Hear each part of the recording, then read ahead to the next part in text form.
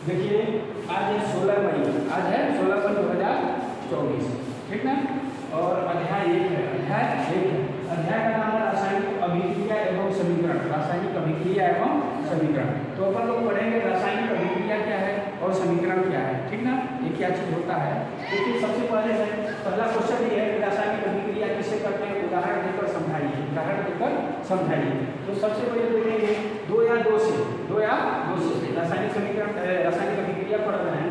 2 या 2 से अधिक पदार्थ, 2 या 2 से अधिक पदार्थ, 2 या 2 से अधिक पदार्थ मिलकर 1 या 1 से अधिक उत्पाद या नए उत्पाद, गुणधर्म वाले नए उत्पाद या नए गुणधर्म वाले पदार्थ या उत्पाद का निर्माण करते हैं। क्या करते हैं? निर्माण करते हैं, रासायनिक अभिक्रिया कहलाती है। जैसे आप लोग देखिए विज्ञान में कोई भी चीज़ हो उसको पदार्थ माना जाएगा। जैसे हाइड्रोजन एक गैस है, उसको पदार्थ माना जाएगा। हाइड्रोजन और ऑक्सीजन मिलकर का निर्माण करना है जल का निर्माण करना है जल का। अगर आपसे समीकरण नहीं बन रहा है तो हिंदी वाला भी लिख सकते हैं, हाइड्रोजन और ऑक्सीजन मिलकर जल का यानी पानी का निर्माण करते हैं। बन रहा है, समझ में आ रहा है जी, बन जाएगा ना। और कार्बन और ऑक्सीजन मिलकर काय का निर्माण करना है, कार्बन डाइऑक्साइड गैस का। कार्बन और ऑक्सीजन मिलकर काय का निर्माण करना है, कार्बन डाइऑक्साइड का निर्माण करना है, ठीक है, काय का, कार्बन डाइऑक्साइड का, ठीक ना। नोट क्या बोल रहे हैं, नोट, इसको ध्यान देना है। नोट, किसी भी रासायनिक अभिक्रिया को भौतिक विधियों द्वारा उलट नहीं किया जा सकता है। मतलब जो रासायनिक अभिक्रियाएं एक बार घटित हो गई हैं तो उसको पुनः मूल अवस्था में हम नहीं ला सकते हैं। जो फल पक गया है, बताएं ना, रासायनिक परिवर्तन और भौतिक परिवर्तन भी बताएं, कभी देखते रहिएगा, थोड़ा ध्यान दीजिएगा। तो रासायनिक अभिक्रिया समझ में आ गया जी। रासायनिक अभिक्रिया 2 या 2 से अधिक पदार्थ, 2 या 2 से अधिक पदार्थ, 2 या 2 से अधिक पदार्थ भी हो सकते हैं। ये 2 पदार्थ है, 2 या 2 से अधिक पदार्थ मिलकर एक पदार्थ या 1 से अधिक पदार्थों का, 1 से अधिक पदार्थों का, और वो भी नया गुणधर्म। देखो हाइड्रोजन ऑक्सीजन मिलकर पानी बन गया, अलग गुणधर्म बन गया कि नहीं बन गया जी। यहाँ पे कार्बन और ऑक्सीजन मिलकर क्या निर्माण हो गया, कार्बन डाइऑक्साइड का नया गुणधर्म वाला नया चीज हो गया निर्माण, ठीक ना। और इसको पुनः मूल अवस्था में नहीं लाया जा सकता भौतिक विधि द्वारा, ठीक ना। भौतिक विधि को भौतिक विधियों द्वारा उलट नहीं किया जा सकता है, ठीक ना। दो नए गुणधर्म वालों का निर्माण होता है तो वहाँ पर कौन सा होता है, रासायनिक अभिक्रिया। कौन सा अभिक्रिया, रासायनिक अभिक्रिया। और रासायनिक अभिक्रिया को देख रहे हैं, उदाहरण से हम लोग समझ लिए ना, समझ में आ गया ना। कोई पूछेगा कि हाइड्रोजन और ऑक्सीजन मिलने से क्या मिलता है, पानी का निर्माण होता है। पानी का सूत्र क्या होता है, H2O। और कार्बन और ऑक्सीजन का मिलने से क्या का निर्माण होता है, कार्बन डाइऑक्साइड, ठीक ना, बन जाएगा ना जी। अब देखिए नोट में, मतलब रासायनिक अभिक्रिया को घटित हो जाने के बाद भौतिक विधि द्वारा हम उसको पुनः उलट नहीं कर सकते, प्राप्त नहीं कर सकते, ठीक है। अब देखिए भौतिक परिवर्तन और रासायनिक परिवर्तन। भौतिक परिवर्तन थोड़ा सा परिवर्तन भी देख लीजिए, भौतिक परिवर्तन और रासायनिक परिवर्तन। भौतिक परिवर्तन वह परिवर्तन होता है जिसको घटित हो जाने के बाद, मतलब भौतिक परिवर्तन घटित हो जाने के बाद पुनः मूल अवस्था में लाया जा सकता है। भौतिक परिवर्तन को घटित हो जाने के बाद पुनः मूल अवस्था में लाया जा सकता है, ठीक ना। इसलिए इसको उत्क्रमणीय अभिक्रिया कहते हैं। इसलिए इधर आइए,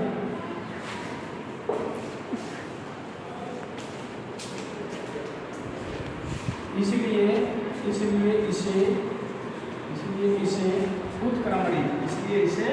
उत्क्रमणीय, कौन सा,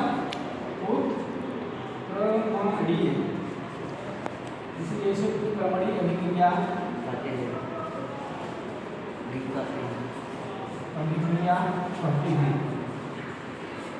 उत्क्रमणीय अभिक्रिया कहते हैं। मतलब ध्यान से देखिएगा, ये जो तीर का निशान है ना, ऐसे और ऐसे, ठीक ना। जैसे मान लीजिए पानी है, क्या है, पानी से बर्फ भी बन जाता है, बर्फ बनता है ना, और फिर बर्फ से पानी प्राप्त किया जा सकता है। मतलब उसको एक बार पानी से बर्फ से पानी, मतलब क्या हो जा रहा है, उलट किया जा रहा है, मतलब पुनः उसको मूल अवस्था में लाया जा रहा है, लाया जा रहा है ना। तो पानी से हम बर्फ से पानी, मतलब उसको पुनः मूल अवस्था में हम ला सकते हैं। लेकिन रासायनिक परिवर्तन में हम लोग घटित हो जाने के बाद पुनः उस पदार्थ को मूल अवस्था में नहीं ला सकते हैं। देखिए रासायनिक परिवर्तन क्या होता है, रासायनिक परिवर्तन यही इसी में लिख लीजिएगा। रासायनिक परिवर्तन वह परिवर्तन है, इसमें लिख लेंगे ना, रासायनिक परिवर्तन गला को उधर रखिए। रासायनिक परिवर्तन वह परिवर्तन होता है जिसके घटित हो जाने के बाद पुनः मूल अवस्था में हम नहीं ला सकते, मूल अवस्था में हम नहीं ला सकते, मतलब नहीं लाया जा सकता है। इसलिए इसको कौन सा अभिक्रिया कहेंगे, अनुत्क्रमणीय। क्या कहेंगे, लाया जा सकता है।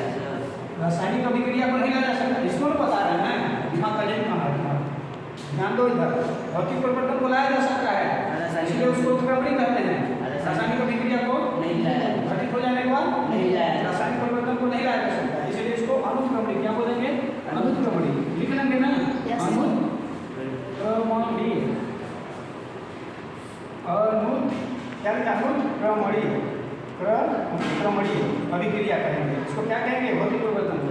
इसका क्वेश्चन बनाने के ना, भौतिक परिवर्तन किसे कहते हैं उदाहरण देकर लिखिए, और रासायनिक परिवर्तन किसे कहते हैं उदाहरण देकर लिखिए। वहां से आ रहा है, इसे बना इधर आप देखो। भौतिक परिवर्तन वह परिवर्तन है जिसके घटित हो जाने के बाद, तुम लिखने के चक्कर में कहा रखते हो जी, समझो ना। भौतिक परिवर्तन वह परिवर्तन है जिसके घटित हो जाने के बाद पुनः मूल अवस्था में लाया जा सकता है।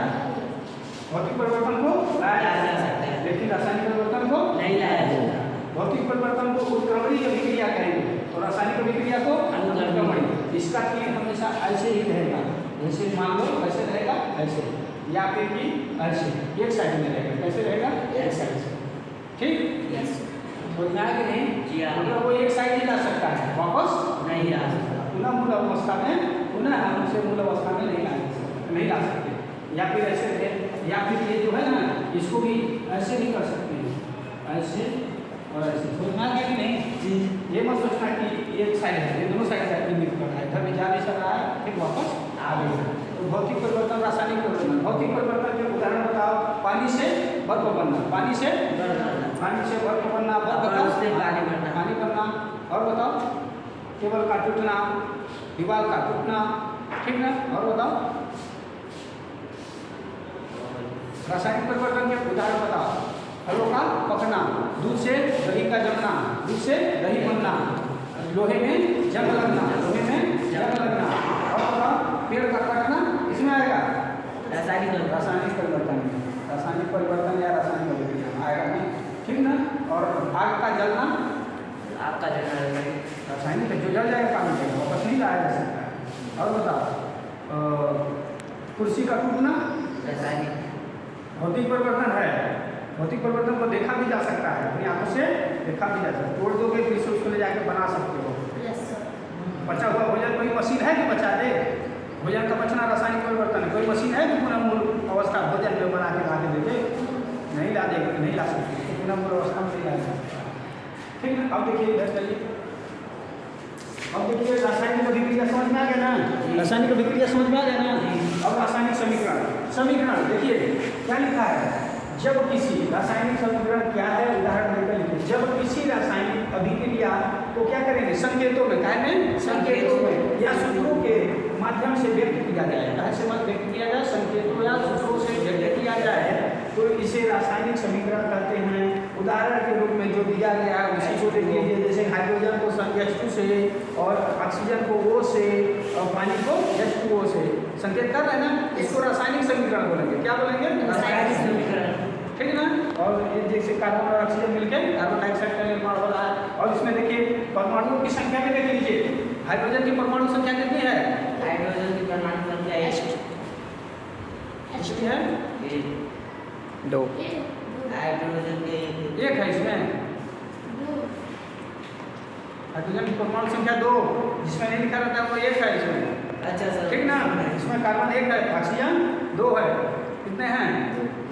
परमाणु कितने हैं? 2 हैं, ठीक है? परमाणुओं की संख्या भी पहचानना सीख लीजिए। जिसके नीचे जितना लिखा रहे, यदि ऐसा लिखा रहे, जैसे लिखा रहे H2, जो 2 लिखा रहे तो 2 दूना 4 है, 4 है ना, 4 है हो जाता है। यदि हम ऐसे CO2 लिखे हैं तो कार्बन 1 है, ऑक्सीजन के 2 परमाणु हैं। यदि हम यहाँ 2 लिख दिए हैं तो 2 कार्बन, 2 दूना 4 ऑक्सीजन, ठीक ना? ध्यान देना है इन सबको, ठीक ना? जब हम बताएंगे रासायनिक समीकरण तो इन सबको ध्यान देना पड़ेगा। और देखिए कुछ नहीं है, भौतिक परिवर्तन, रासायनिक अभिक्रिया, रासायनिक समीकरण, रासायनिक अभिक्रिया और रासायनिक समीकरण। रासायनिक अभिक्रिया क्या होता है? 2 या 2 से अधिक नए गुणधर्म, कैसे बनेंगे? नए गुणधर्म वाले पदार्थ का निर्माण होता है, तो क्या बोलेंगे? इसको रासायनिक अभिक्रिया कहते हैं। उदाहरण के रूप में हाइड्रोजन ऑक्सीजन पानी का निर्माण बता दीजिएगा, कार्बन और ऑक्सीजन कार्बन डाइऑक्साइड का निर्माण लिख सकते हैं उदाहरण के रूप में, बन जाएगा। और भौतिक परिवर्तन, रासायनिक परिवर्तन समझ में आ गया ना? भौतिक परिवर्तन हो जाने के बाद पुनः मूल अवस्था में हम नहीं ला सकते हैं।